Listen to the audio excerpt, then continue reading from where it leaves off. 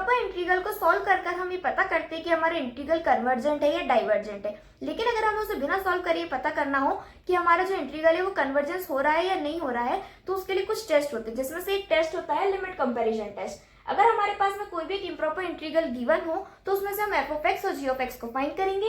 F of x क्या होता है, जो हमारे पास में फंक्शन गिवन होता है, और जी ऑफ एक्स क्या होता है, हम एफ ऑफ एक्स में से जी ऑफ एक्स को फाइंड करते हैं। वो हम कैसे करते हैं, उसमें से हम कांस्टेंट टर्म्स को इग्नोर कर देते हैं, या हमारे पास में कोई लो पावर टर्म हो, या लॉगरिथमिक फंक्शन हो, ट्रिग्नोमेट्रिक फंक्शन हो, इसमें से कुछ भी होता है उनको हम इग्नोर कर देते हैं, और बाकी की जो बची हुई वैल्यू होती है उसको हम जी ऑफ एक्स कंसिडर करते हैं।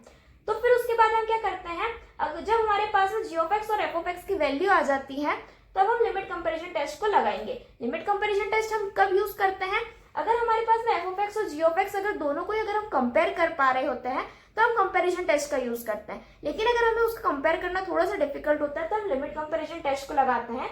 वो हम कैसे लगाएंगे, लिमिट एक्सटेंड्स टू इन्फिनिटी लिखेंगे। वो कब लिखेंगे, first kind of improper integral के लिए। अगर first kind of improper integral होगा तो लिमिट एक्सटेंड्स टू इन्फिनिटी लिखेंगे।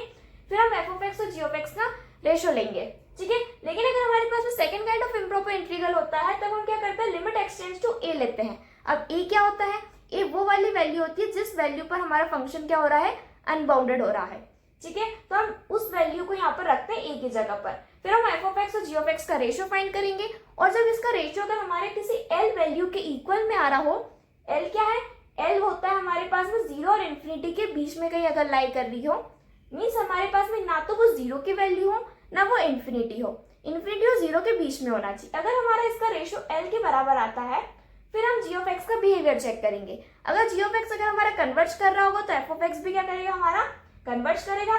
लेकिन अगर हमारा जी ऑफ एक्स डाइवर्ज कर रहा होगा तो एफ ऑफ एक्स भी क्या करेगा, हमारा डाइवर्ज कर रहा होगा। अगर आपको इस टॉपिक का फुल एक्सप्लेनेशन चाहिए तो मैंने इस पर डिटेल वीडियो बनाया है, जिसका लिंक डिस्क्रिप्शन में, आप वहां से जाकर उसको देख सकते हैं, जिसमें मैंने इसके बेसिस पर कुछ एग्जाम्पल्स को भी सॉल्व किया है।